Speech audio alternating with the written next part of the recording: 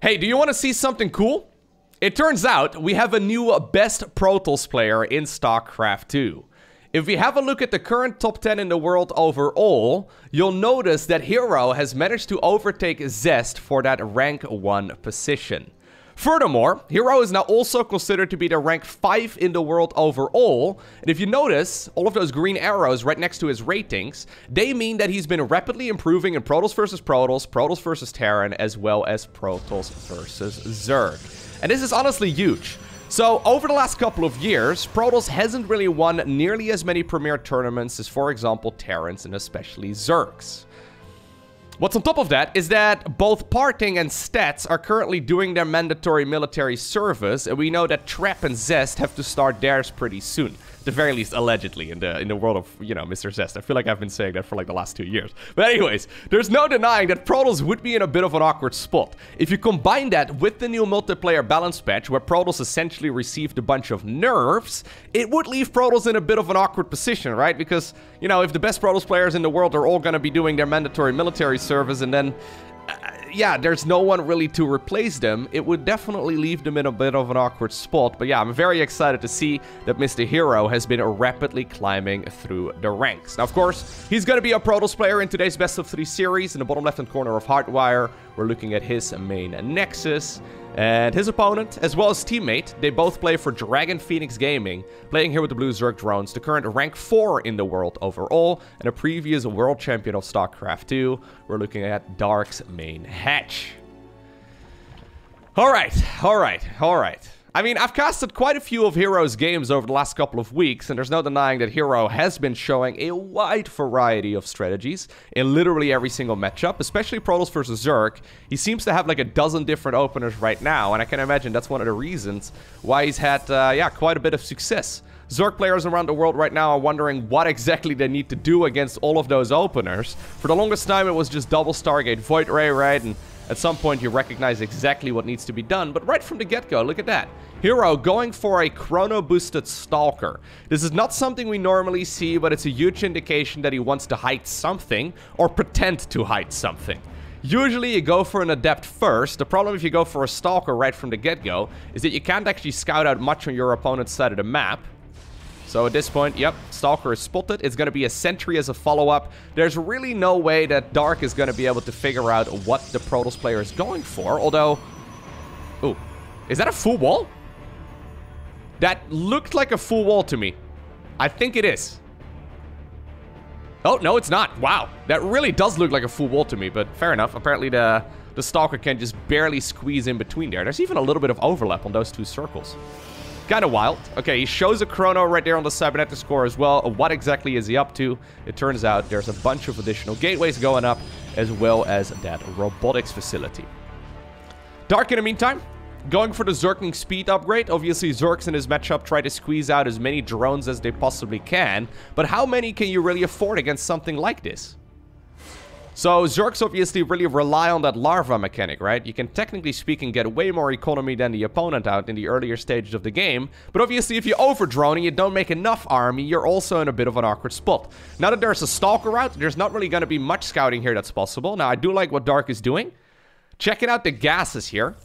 If you see that there's 2 gases taking in the natural expo, it means that you can probably drone up to like 50 workers, because Protoss isn't going to push until quite a bit later. Obviously, that's something that Hero can also use to his advantage. If he knew that the Overlord right here was peeping at the gases, he could take both of the gases and just try and like blindside his opponent even more. Either way, Roach Warren at a pretty conventional... Actually, no. I was going to say conventional timing, but that's actually quite quick. I think that's like a 340 or so Roach Warren, which really means that, yeah, Dark is a little bit concerned about it.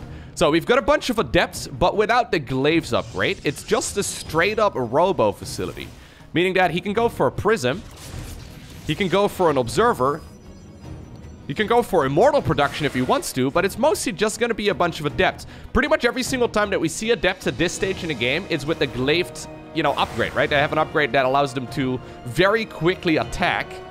Without the upgrade, though, they're going to be quite a bit weaker, and normally when we see an Adept push, that's the upgrade you expect.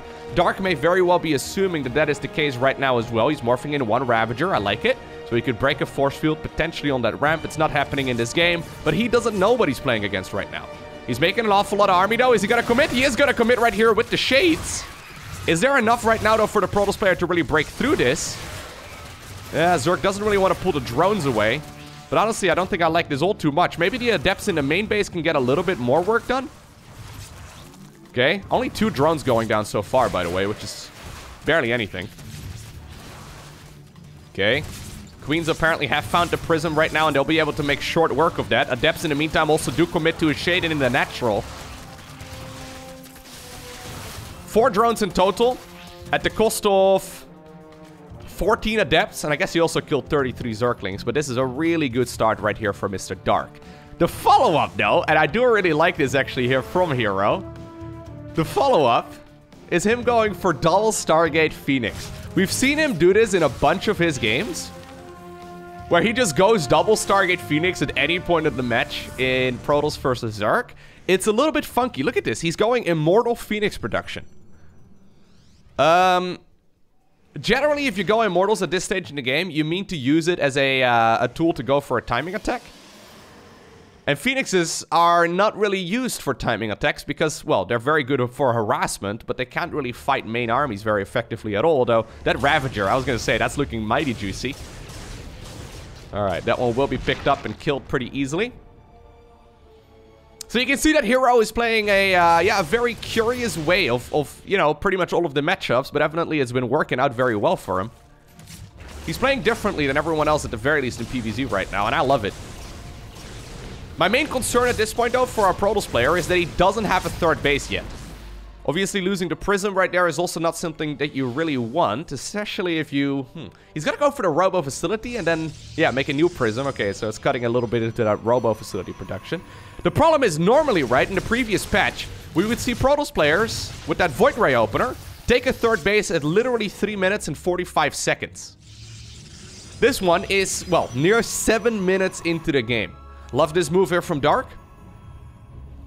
Sending in the Zerglings, recognizing the situation, and he'll be able to pick that off easy peasy. Protoss, in the meantime, was thinking about moving across the map as well to go for maybe a bit of an attack there.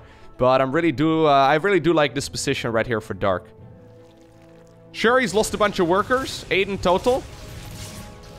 But he's had that 3rd base up and running for quite a while. He decided to now go for a Spire. Okay, so this basically has to be for Corruptor play. You have to be very careful with Corruptors, though. Because obviously Corruptors can't be used in air-to-ground battles at all. And Hero is building one hell of a ground army. Adding on Disruptors right now as well. Finally going for a 3rd base. 7.5 minutes plus. It's starting to make me a little concerned. By about 10 minutes of in-game time, the main base will start running out. Phoenix forced to recall right here, but the main base is starting to run low on resources.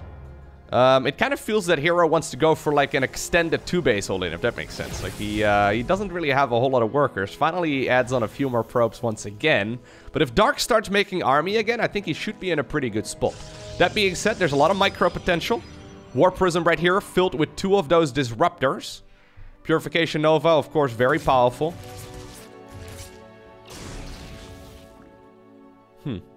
Yeah, so Hero is very content with harassing units, right? He's obviously keen to snipe the drones, but most of the time, Protoss players really have just been focusing on drones.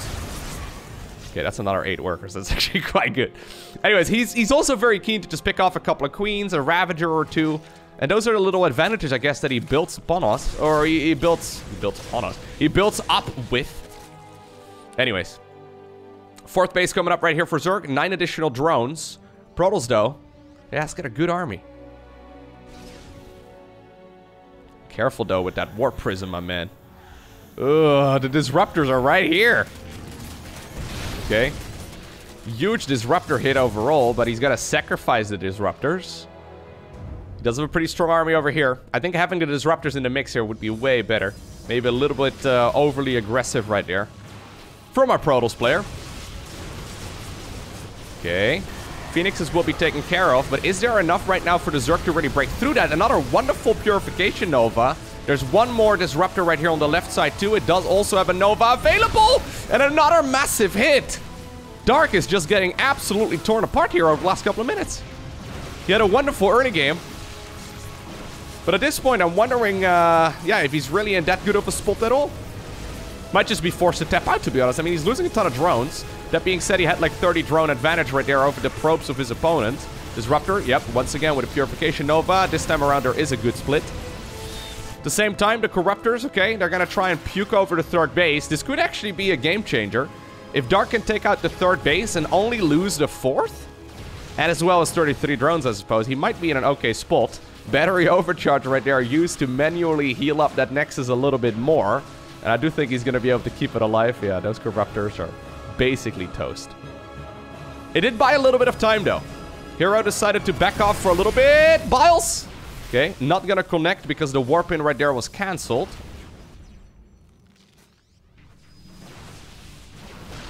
No Observer, by the way, in the mix here either, right? That's kind of wild. Like, normally you'd want to try and clear out at least some of the creep.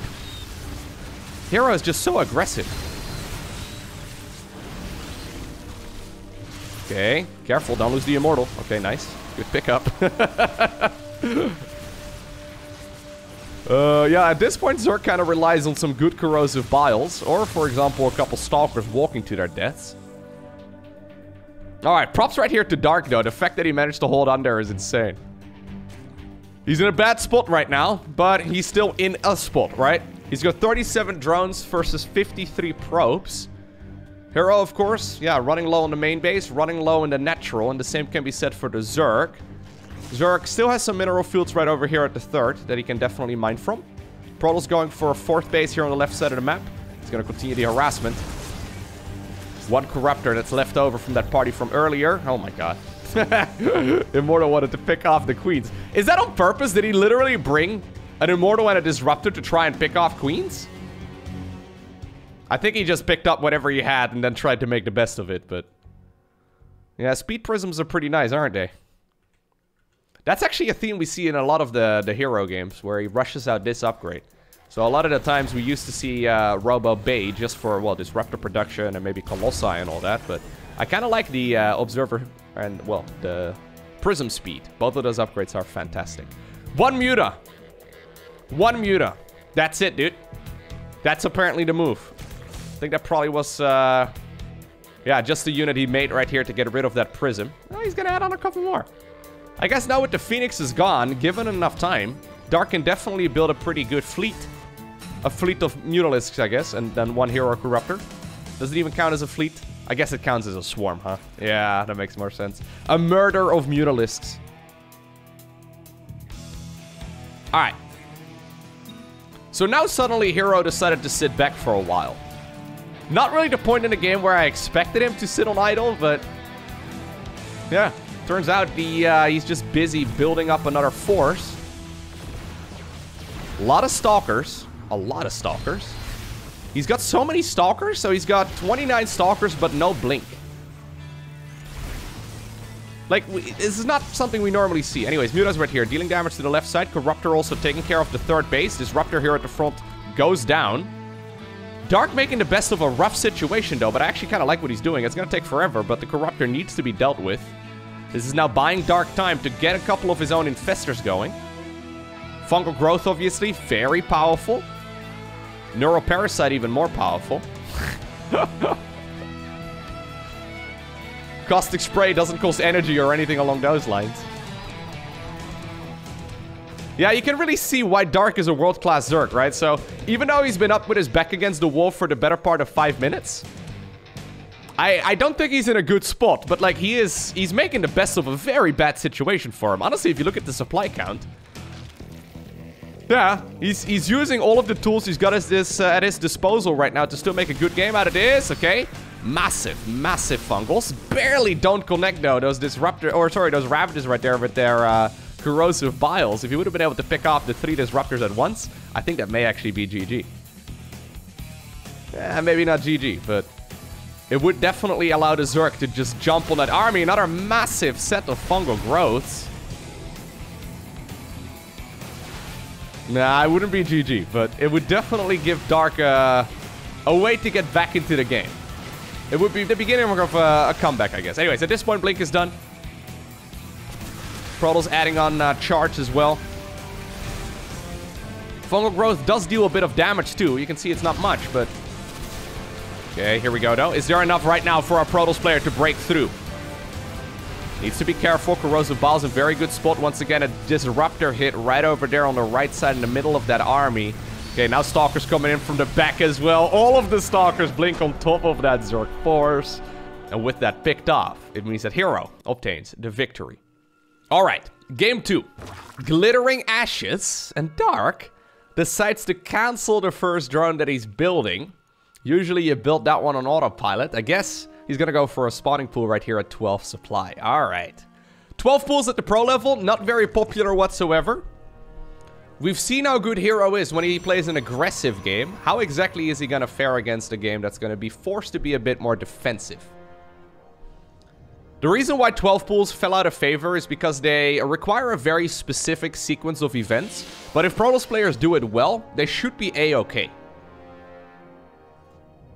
This gateway is already too late.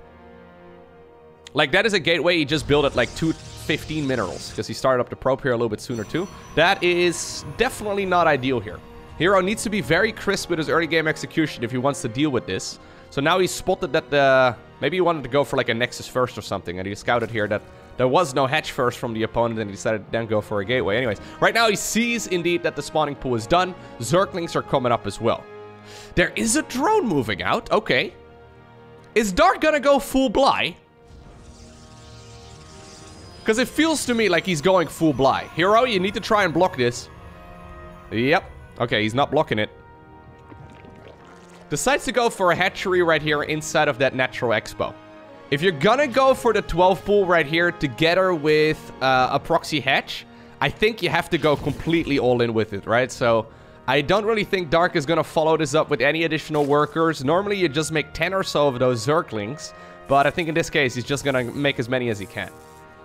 Alright, so Hero has gone for a cybernetics core. He's got double gateway right here at the front. I love the fact that the cybernetics core right there is tucked away in the back. That's actually really critical. If that one goes down, it's basically GG. Dark, of course, very good at microing those units. Neither player should have a whole lot of ping because, well, it's two Koreans facing off against each other. So the micro, yeah, should be determined by player skill and not so much by delays to the server. Okay. Chrono right now coming up. Adept coming up. Very critical. I would love to see shield batteries, man. Okay, one of the Zealots right there does get surrounded somewhat. Okay, two more Lings running up as well that are... Okay, a little bit of a miss micro right there by Dark. He did just end up losing quite a few of his Zerglings right there too. That being said, okay, Lings did run in. Decide to turn back around to now go after the Zealot there instead. Gateway running dangerously low, but the Adept does pop out. That's actually huge. The fact that the Gateway is out or the Gateway is down right now and the Adept still popped out is absolutely massive.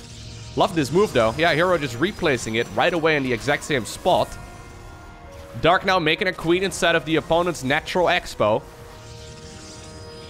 Stargate coming up. Honestly, like, if you look at the worker count, right? Hero is basically doubling his opponent's economy.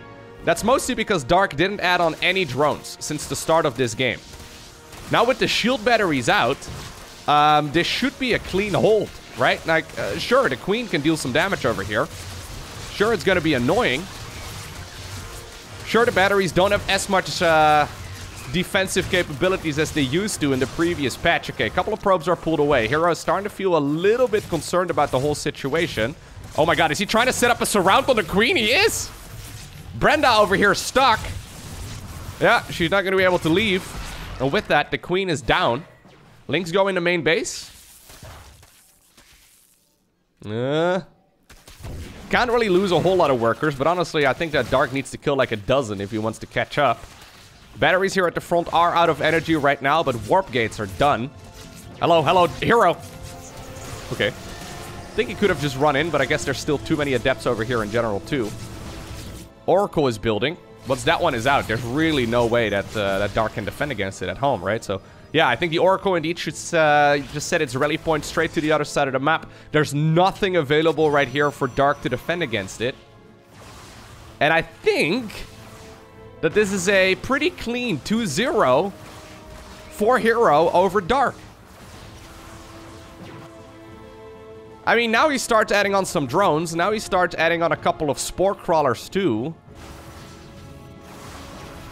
Okay. Okay, never mind. I was just gonna say, maybe Dark can transition out of this, but he's so far behind that it's gonna be very hard to catch up. And against someone of Hero's caliber, it's just not likely to happen. So Dark decides to tap out of the game. And just like that, Hero obtains the victory, 2-0.